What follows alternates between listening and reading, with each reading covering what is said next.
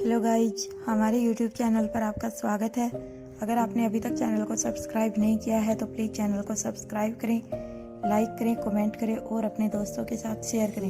सनी अपनी धीमी और उदास आवाज में कहता है, मैं कितना भी ठीक हो जाऊं, लेकिन फिर भी तुम्हारे कंपटीशन में भाग लेने लायक नहीं हो पाऊंगा। ऊपर से डॉक्टर ने धूल मिट्टी से दूर रहने के लिए कहा है। इनफैक्ट मैं अभी खुले में कहीं भी नहीं जा सकता।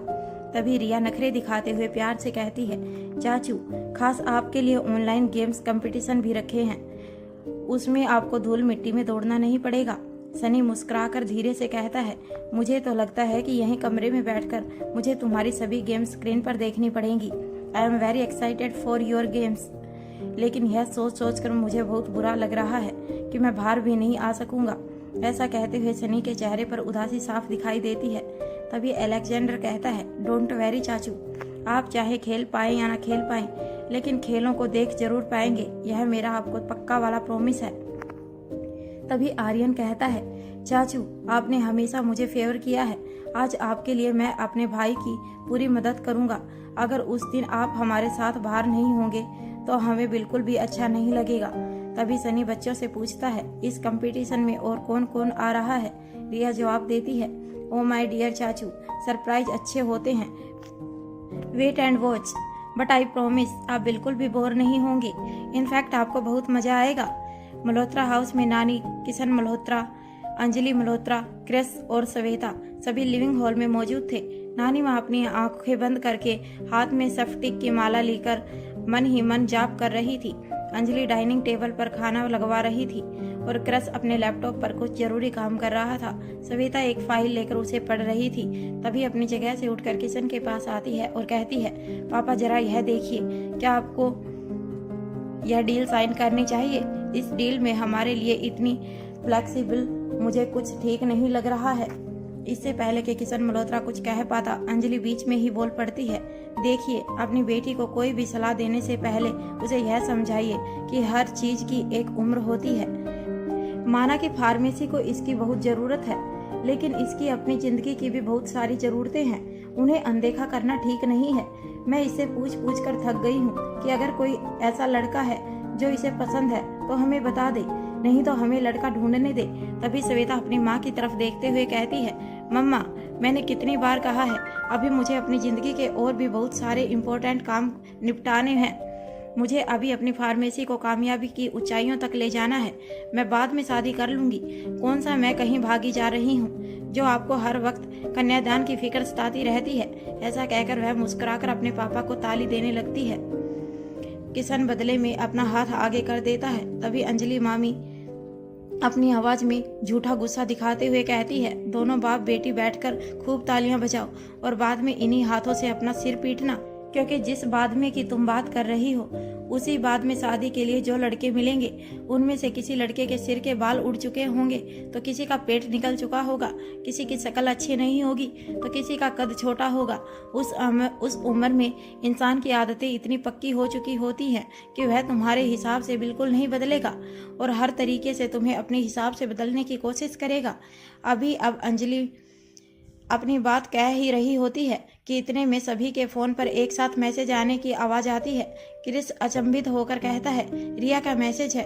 तभी किशन, श्वेता और अंजलि तीनों अपना फोन देखते हुए एक साथ कहते हैं, मुझे भी। अभी चारों अपनी अपने फोन पर मैसेज पढ़ ही रहे होते हैं कि इतने में अंजलि मल्होत्रा के फोन पर रिया की कॉल आती है। अंजलि फोन उठाकर कहती है, कैसी है मेरी प्यारी सी नटखट रिया? रिया जवाब देती है, मैं एकदम अच्छी हूँ, आप कैसी हैं? अंजलि मामी कहती है, हम सब भी अच्छे हैं और तुम्हें खूब याद कर रहे हैं। हमें मिलने कब आ रही हो? रिया अपनी मीठी आवाज में जवाब देती है, अभी मैंने आपको बुलाने के लिए फोन किया है, तो पहले आपको मेरा इनविटेशन लेना होगा और उसके बाद फिर नानी हाउस आने का प्लान बनाएंगे। अभी आप जल्दी से स्पीकर ऑन कीजिए, मुझे सभी से एक साथ बात करनी है। अंजलि स्पीकर ऑन करके बाकी सभी के पास आ जाती है। फिर रिया कहती है, आई होप आप सभी ने मेरा इनविटेशन पढ़ ही लिया होगा, क्योंकि इस कंपटीशन में मेन कंपटीटर आपकी रिया है, इसीलिए मुझे चीयर अप करने के लिए आप सभी को आना होगा और नो एक्सक्यूज। श्वेता कहती है, हाँ, हमने इनविटेशन पढ़ भी लिया है और ले भी लिया है, हम सभी ठीक वक्त पर पहुंच जाएंगे। तभी रिया शोर मचाते हुए कहती है, ये इट्स माय लवली मासी। फिर आगे कहती है, अभी मुझे फ़ोन रखना होगा क्योंकि अभी मुझे और भी बहुत सारे काम हैं। टाइम पर आ जाइएगा, मिलकर खूब मस्ती करेंगे। अभी अंजलि मल्होत्रा ने फ़ोन रखा ही था कि इतने में दरवाजे पर 2 बैल की आवाज़ सुनाई देती है। किशन मल्होत्रा अपनी जगह से उठकर दरवाजा खोलते हैं। तभी अंजलि मल्होत्रा को सामने घर के दरवाजे पर मिसेस शर्मा दिखाई देती है। मिसेस शर्मा एक मिलनसार औरत थी। सोसाइटी में इनका काफ़ी नाम था। इनका जितना रुतबा अपनी दौलत की वजह से था, उससे कहीं ज़्यादा उनके व्यवहार की वजह से उनकी जान पहचान बड़े से बड़े घरानों और मंत्रियों के साथ थी। मिसेस शर्मा ने इसी जान पहचान के चलते बहुत सारे लोगों के रिश्ते भी करवाए थे। अब हालात ऐसी हो गई थी कि अगर किसी को अपने जवान लड़के या लड़की के लिए कहीं अच्छा रिश्ता ढूंढना होता तो वो मिसेस शर्मा से जरूर कहते। शादियाँ करवाना मिसेस शर्मा का प्रोफेशन नहीं था, लेकिन उनके मीठे स्वभाव की वजह से वह किसी को मना नहीं कर पाती थी और हर किसी के लिए पूरे जोर शोर से रिश्ता ढूंढती थी। मिसेस शर्मा कहती है, नमस्ते किशन भाई। फिर घर के अंदर आते हुए कहती है, नमस्ते भाभी जी। कभी कभी तो मुझे लगता है कि आप हमारे घर का रास्ता भूल गई हैं और कभी कभी लगता है कि आप हमें ही भूल गई हैं। भला ऐसी भी क्या नाराजगी है कि ना आप खुद मिलने आती हैं, ना हमें मिलने के लिए बुलाती हैं। अंजलि आगे बढ़कर उनका स्वागत करती है और कहती है, ऐसी कोई बात नहीं है, आप तो जानती ही हैं घर के कामों से फुर्सत ही नहीं होती है। फिर मिसेस शर्मा के गले लगते हुए कहती है, आप बिल्कुल सही वक्त पर आए हैं, आइए साथ में बैठकर खाना खाते हैं। मिसेस शर्मा सभी के साथ डाइनिंग टेबल पर बैठ जाती है और फिर धीरे से अंजलि के हाथ पर अपना हाथ रखते हुए पूछती है, क्या तुम श्वेता की शादी के बारे में सोच रही हो? अंजलि आशा भरी निगाहों से मिसेस शर्मा की तरफ देखती है। मिसेस शर्मा कहती है, दरअसल एक बड़ा ही अच्छा रिश्ता आया है। उनका कहना है कि अगर खुद श्वेता को यह रिश्ता अच्छा लगे और वह हाँ कर दे तभी वह लोग बात आगे बढ़ाएंगे। मिसेस शर्मा ने यह बात धीमी आवाज में कही थी, लेकिन उसके बाद भी किशन और श्वेता ने साफ साफ सुन ली थी। वह दोनों ही मिसेस शर्मा की तरफ देखने लगते हैं। श्वेता और किशन को अपनी तरफ यूं घूरते हुए देखकर मिसेस शर्मा ने आगे कहा, लड़का इंटेलिजेंट और बिजनेसमैन होने के साथ साथ राजनीतिक घराने से संबंध रखता है। उसकी स्मार्टनेस की बात करूं तो उसे एक बार देखने के बाद हर लड़की उसकी कायल हो जाती है। इसके बाद मिसेस शर्मा विस्तार से उस लड़के के घराने, बिजनेस, फ्यूचर प्लान्स आदि के बारे में सभी बातें बता देती है। अंत में मिसेस शर्मा मुस्कुराकर श्वेता से कहती है, बेटा कोई कितना भी अच्छा क्यों ना हो, लेकिन उसका आचार विचार व्यवहार हमसे मिलना बहुत जरूरी होता है। अच्छी तरह सोच लो, चाहे तो लड़के से कुछ बार मिल लो, उसे जानो समझो, फिर अपना फैसला हमें बता देना। फिर अंजलि की तरफ देखते हुए कहती है, क्यों अंजलि, मैं ठीक कह रही हूँ ना? आखिर कोई लड़का कितना भी अच्छा क्यों ना हो, हम भी तो खूब सोच समझकर फैसला लेंगे ना। हमारी बेटी का सवाल है। अंजलि बिना कुछ कहे मुस्कुराकर हाँ में अपनी गर्दन हिला देती है। इसके बाद मिसेस शर्मा अपनी जगह से उठती है और कहती है, आप सभी को नमस्ते, उम्मीद करती हूँ कि जल्दी ही मिलना होगा। ऐसा कहकर वह वहाँ से वापस चली जाती है। तभी श्वेता अपनी जगह से उठती है और वापस वही फाइल उठाकर लाती है जिसे थोड़ी देर पहले वह अपने पापा को दिखा रही थी। फिर उस पर लिखी हुई डिटेल की तरफ इशारा करते हुए अपनी मम्मा और पापा से कहती है, देखिए जहाँ से यह रिश्ता आया है वहीं से यह डील भी आई है। मैं कह रही थी ना कि कुछ तो गड़बड़ है। इसके बाद श्वेता मन ही मन सोचती है, मैं बिना अनिका दी से बात किए अपनी जिंदगी का इतना बड़ा फैसला नहीं लूंगी। अपनी जिंदगी की गलतियों को बार बार दोहराने से अच्छा है कि किसी समझदार की सलाह ली जाए। अगली सुबह मारवा हाउस में यहाँ भूमिका अपने बेड पर लैपटॉप के सामने बैठकर अपने पैर को उठाकर एक जगह से दूसरी जगह पर खिसका रही थी। तभी भूमिका का फोन रिंग करने लगता है। भूमिका अपना फोन उठाती है तो उधर से आवाज सुनाई देती है, मैडम आपका शक बिल्कुल सही था। अगर मैं यह कहूँ कि आप जितना सोच रही थी यह उससे भी ज्यादा खतरनाक है तो यह बिल्कुल सही होगा। भूमिका कहती है, आप जो भी बताना चाहते हैं वह डिटेल में बताइए। उधर से आवाज आती है, मैडम मुझे नहीं लगता कि इस बारे में फोन पर बात करना ठीक रहेगा। आप एक बार ठीक हो जाए, उसके बाद मैं आपको सब बताऊंगा और दिखाऊंगा भी। भूमिका कहती है, यह मामला इतना संजीदा है कि हम इंतजार नहीं कर सकते। अगर आप फोन पर बात नहीं करना चाहते तो मैं वहां आ जाती हूँ। उधर से आवाज आती है, नहीं मैडम, इस हालत में आप यहाँ मत आइए। मैं एक काम करता हूँ, मैं खुद वहाँ आपसे मिलने आता हूँ। वहीं मारवा हाउस के सीक्रेट अंडरग्राउंड से प्रीति हड़बड़ाती हुई बाहर निकलती है और अनिका को ढूंढते हुए सीधा उसके बेडरूम के पास पहुंच जाती है। फिर दरवाजे पर खटखटाते हुए कहती है, अनिका दीदी प्लीज जल्दी बाहर आइए, मुझे आपकी मदद की जरूरत है। प्रीति की आवाज सुनकर अनिका तुरंत दरवाजा खोलकर बाहर आती है और कहती है, क्या हुआ, तुम इतनी घबराई हुई क्यों हो?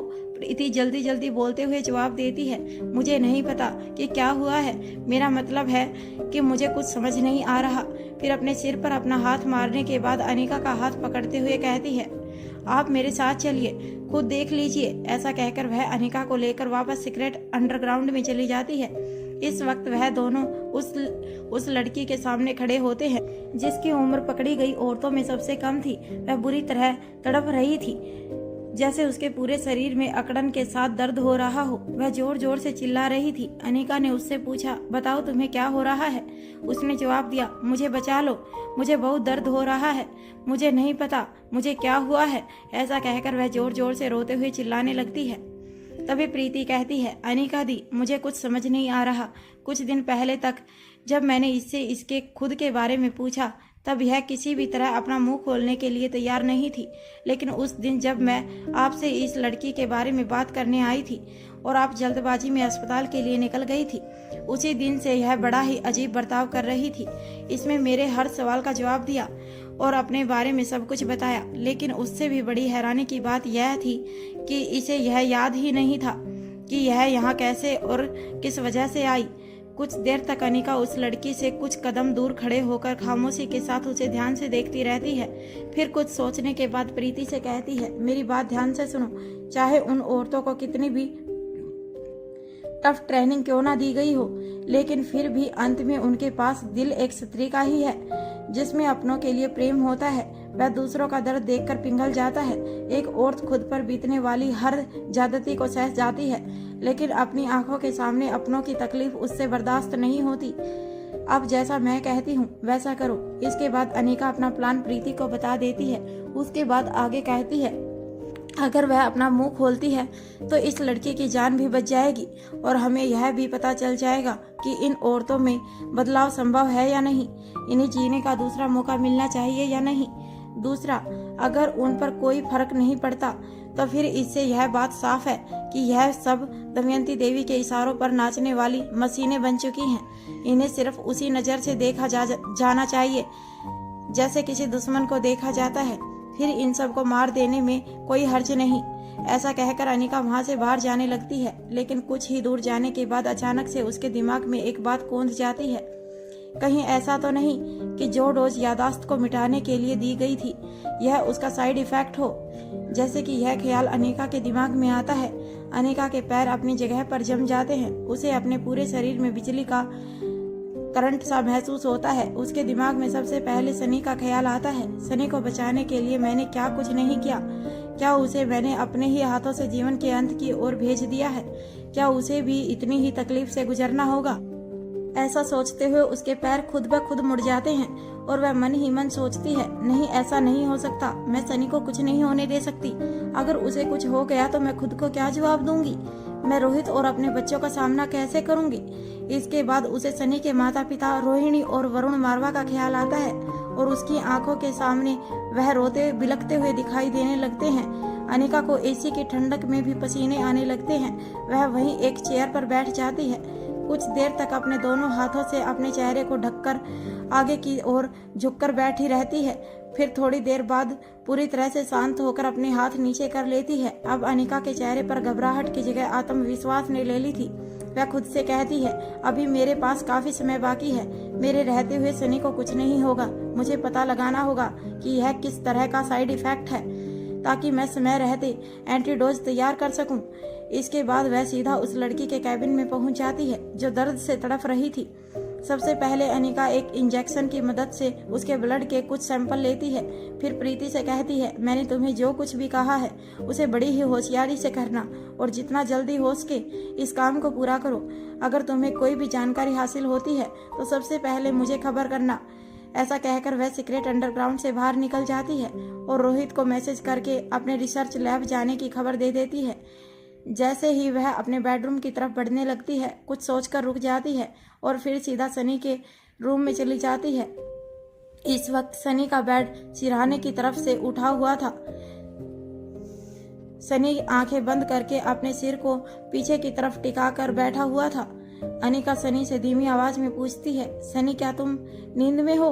अनिका की आवाज सुनकर सनी बंद आंखों से ही जवाब देता है, नहीं भाभी, बस थोड़ा भारी भारी महसूस हो रहा है। फिर आंखें खोलकर कहता है, आपके साथ रोहित भैया नहीं आए? अनिका मुस्कुराकर जवाब देती है, क्या उनका मेरे साथ आना जरूरी है? क्या मैं खुद तुम्हें मिलने नहीं आ सकती? अनिका की बात पर सनी मुस्कुरा देता है और कहता है, मेरा वह मतलब नहीं था। अनिका कहती है, चलो छोड़ो इन सब बातों को, यह बताओ अब तुम्हारी तबीयत कैसी है और तुम्हें कैसा महसूस हो रहा है? सनी कहता है, मेरी तबीयत ठीक है, पर मुझे बहुत बेचैनी महसूस होती है। इस तरह खाली बैठे बैठे मेरा दम घुट रहा है। अनिका सनी को समझाते हुए कहती है, तुम्हारा बहुत सारा ब्लड लॉस हुआ है और तुम्हारा ऑपरेशन भी हाल ही में हुआ है। तुम्हें यह सब वीकनेस की वजह से महसूस हो रहा है। बॉडी को रिकवर करने में कुछ वक्त लगता है, तुम जल्दी ही एकदम ठीक हो जाओगे। फिर एक पल रुककर आगे कहती है, अगर किसी भी तरह की दिक्कत महसूस हो या कुछ भी अब नॉर्मल फील हो तो बिना कुछ ज्यादा सोचे मुझे कॉल कर देना। तुम्हारे लिए तुम्हारी डॉक्टर प्रीति को हर वक्त तुम्हारे आसपास ही रखा गया है। मैं तुरंत उसे लेकर तुम्हारे पास आ जाऊंगी। इसके बाद मुस्कुराकर सनी के कंधे पर हाथ रखती है और वहाँ से वापस चली जाती है। इसके बाद वहाँ से सीधा अपने बेडरूम में जाकर अंडरग्राउंड सीक्रेट रिसर्च लैब में चली जाती है। मल्होत्रा हाउस में श्वेता का रूम फर्स्ट फ्लोर पर बना हुआ था। वह लगातार अपने रूम में इधर उधर टहल रही थी। उसने अपना एक हाथ अपने कमर पर रखा हुआ था और दूसरे हाथ में फोन लेकर उसे अंगूठे और उंगली के बीच में घुमा रही थी। बहुत सोच विचार करने के बाद जब श्वेता को यह समझ नहीं आता कि वह अनिका से क्या कहे, तब वह अनिका को एक मैसेज कर देती है, अनिका दी, मुझे आपसे मिलना है। अपनी पर्सनल लाइफ के कुछ पर्सनल डिसीजन लेने में आपकी हेल्प चाहिए। मैसेज करने के बाद श्वेता अपने बेड पर बैठ जाती है और फोन को बेड पर एक तरफ फेंक देती है। श्वेता के रूम का दरवाजा हल्का खुला हुआ होने की वजह से उसे नीचे से अपनी मम्मा अंजलि की आवाज सुनाई देती है, जैसे कि वह किसी से कह रही हो, आप बैठिए, मैं श्वेता को बुलाकर लाती हूँ। अपनी मम्मा की आवाज सुनकर श्वेता अपनी जगह से खड़ी होकर अपने दरवाजे के पास जाकर यह देखने की कोशिश करती है कि ऐसा कौन है जिसे मुझसे मिलना है। श्वेता अपने रूम से गर्दन बाहर निकालकर लिविंग हॉल में देखने की कोशिश करती है, लेकिन उसे सिर्फ एक बैठे हुए इंसान की बैक साइड दिखाई देती है। उसे देखकर सिर्फ यह अनुमान लगाया जा सकता था कि वह कोई नौजवान है जिसकी हाइट लगभग 5 फुट 10 इंच होगी। पीछे से उसे देखने पर उसकी पर्सनैलिटी काफी अट्रैक्टिव लग रही थी। श्वेता याद करने की कोशिश कर रही थी कि यह कौन हो सकता है, पर अपने सभी जानकारों को अपने दिमाग में एक बार रिमाइंड करने के बाद भी वह बिल्कुल भी नहीं समझ पाती है कि यह कौन है। उसके बाद वह अपने चेहरे पर इग्नोर करने के भाव लेकर आती है और अपने दोनों हाथों को हिलाते हुए वापस अपने रूम में चली जाती है। इसके बाद फिर से अपनी समस्या में उलझ जाती है और खुद से कहती है, क्या यह समस्या इतनी बड़ी है कि मुझे और कुछ दिखाई नहीं दे रहा? श्वेता, तुम्हें और भी बहुत सारे काम हैं। अब खड़ी हो जाओ और फार्मेसी जाने के लिए तैयार हो जाओ। इससे पहले कि श्वेता वॉशरूम के अंदर चली जाती, उससे पहले ही अंजलि श्वेता के रूम में पहुंच जाती है और कहती है, श्वेता, क्या तुम अभी तक तैयार भी नहीं हुई हो? अंजलि की बात सुनकर श्वेता के चेहरे पर ढेर सारी हैरानियां दिखाई देने लगती हैं।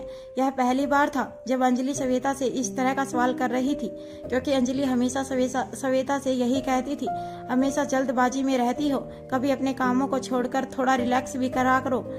आज यह उल्टी गंगा बहती हुई देखकर श्वेता अपनी मम्मा के माथे पर हाथ रखते हुए कहती है, मम्मा, आप ठीक तो है ना? इस वक्त अंजलि के चेहरे पर हड़बड़ी के भाव थे। श्वेता का हाथ नीचे करते हुए वह कहती है, अभी यह सब छोड़ो और जल्दी से तैयार होकर नीचे आ जाओ। श्वेता कहती है, क्या आप मुझे बताएंगे कि हुआ क्या है और नीचे कौन आया है? अंजलि कहती है, आनंद का भाई लक्ष्य तुमसे मिलने आया है। श्वेता कहती है, क्या वही लक्ष्य जिसके बारे में? श्वेता की बात को काटते हुए अंजलि कहती है, हाँ, वही लक्ष्य जिसका रिश्ता तुम्हारे लिए आया है। मुझे तो समझ नहीं आ रहा क्या करूं और क्या नहीं करूं। इस तरह बिना बताए अचानक से कोई किसी के घर कैसे आ सकता है? फिर अपनी ही बात को बदलते हुए कहती है, हाँ चलो ठीक है, हम बिना बताए किसी के घर जा सकते हैं, लेकिन ऐसी स्थिति में मुझे क्या करना चाहिए कुछ समझ नहीं आ रहा है। कोई सामान्य रिश्तेदार होते तब बात अलग थी, लेकिन इस स्थिति में मैं क्या करूं? ऊपर से तुम्हारे पापा मॉर्निंग वॉक से अभी तक नहीं लौटे हैं, जबकि सूरज सिर पर चढ़ आया है। अपनी माँ को इस तरह पजल होते हुए देखकर श्वेता कहती है, कम डाउन मम्मा, सबसे पहले आप बैठ जाएं। ऐसा कहकर वह अपनी माँ को अपने बेड पर बैठा देती है और कहती है, अब आप शांत हो जाओ। यह सिर्फ रिश्ते वाले हैं, आपके रिश्तेदार नहीं, जिसके लिए आप इतना हड़बड़ा रही हैं। अगर चीजें ठीक रहेंगी तो वह आपके भविष्य में रिश्तेदार बनेंगे। अगर आपकी खातिरदारी में कोई कमी रह भी जाती है तो इसमें आपकी कोई गलती नहीं है, क्योंकि वह बिना बताए आए हैं। इसीलिए रिलैक्स हो जाओ। श्वेता की बात सुनकर अंजलि मन को तसल्ली मिलती है। श्वेता आगे कहती है, मैं जब तक तैयार होकर आती हूँ तब तक आप उन्हें नाश्ता पानी देकर उनसे बातें कीजिए, उसके बाद मैं खुद संभाल लूंगी। श्वेता मन ही मन सोचती है, ये किस तरह के लोग हैं जो बिना बताए रिश्ता जोड़ने से पहले ही किसी के घर चल पड़े।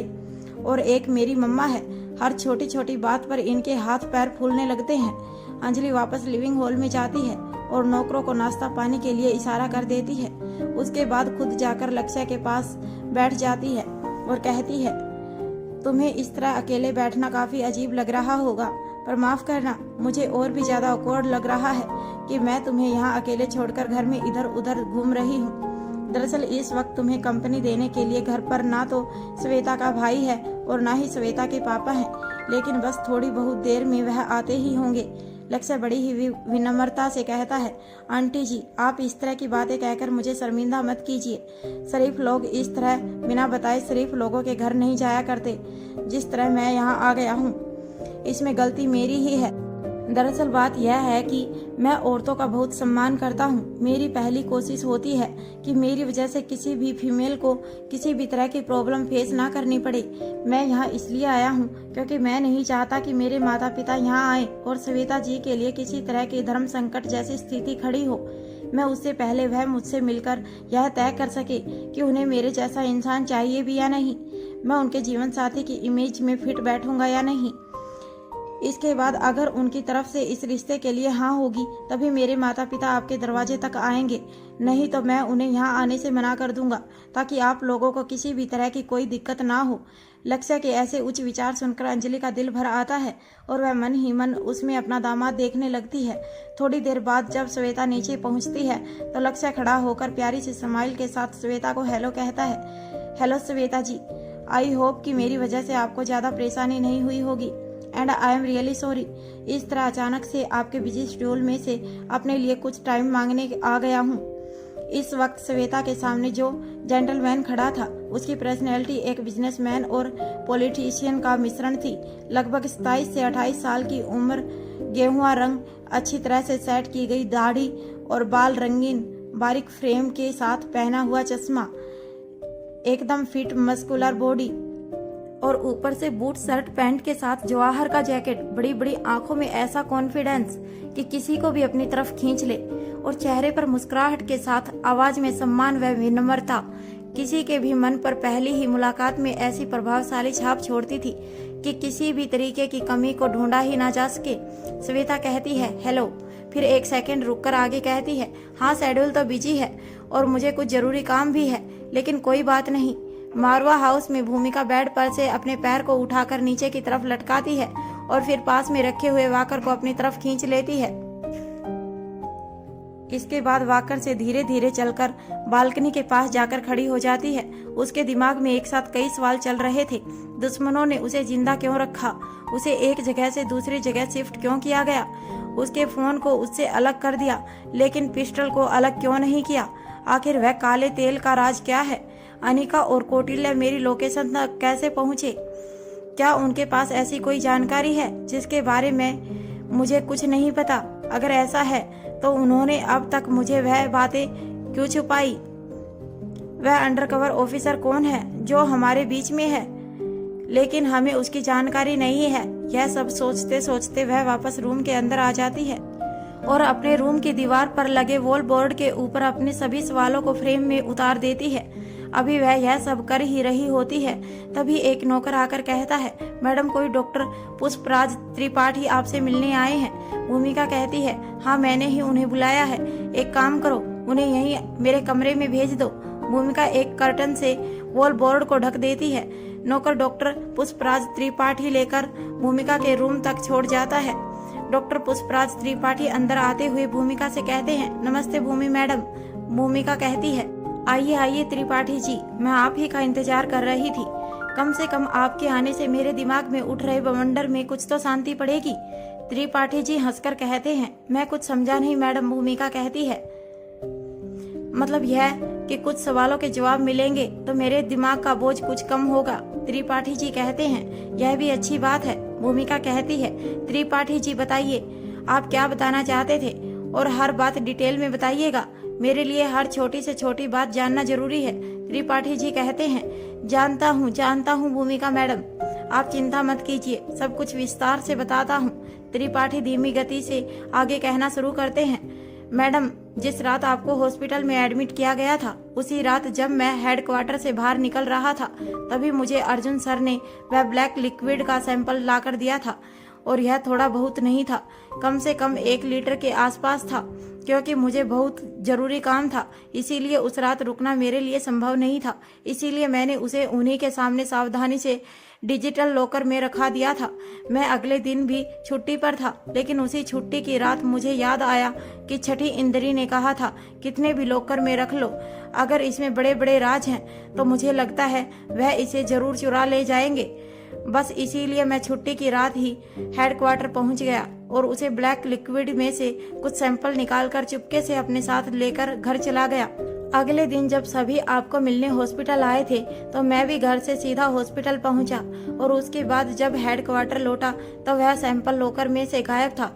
पुष्पराज त्रिपाठी की बातें सुनकर भूमिका के दिमाग में पिछली सभी बातें सकस करने लगती हैं। अर्जुन ने कहा था कि एक को छोड़कर मुझे सब मिलने आए हैं। जहाँ तक मुझे याद है ऐसा कोई भी नहीं था जो उस दिन मुझे मिलने नहीं आया था। सभी आए थे और काले तेल के सैंपल को उसी दिन या बीती रात में चुराया गया था। पुष्पराज त्रिपाठी के अनुसार उस वक्त का सीसीटीवी फोटोज भी मौजूद नहीं है। इसका मतलब उन्हें हैक किया गया था और यह काम एक बेहतरीन हैकर ही कर सकता है। कैमरा हैक करना एक बात है, लेकिन डिपार्टमेंट के अंदर घुसना दूसरी बात है।